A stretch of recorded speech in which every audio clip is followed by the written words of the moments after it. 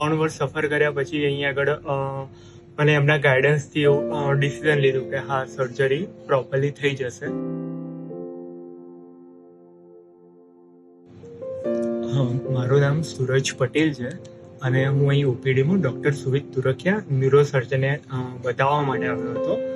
અને 3 વર્ષ સફર કર્યા પછી અહીંયા આગળ મને એમના ગાઈડન્સથી એવું ડિસિઝન લીધું કે હા સર્જરી પ્રોપરલી થઈ જશે.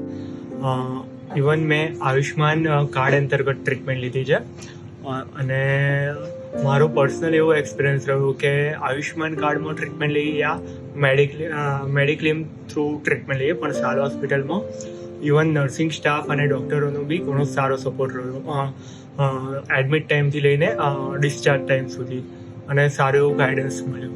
સો thanks to all staff member and doctors.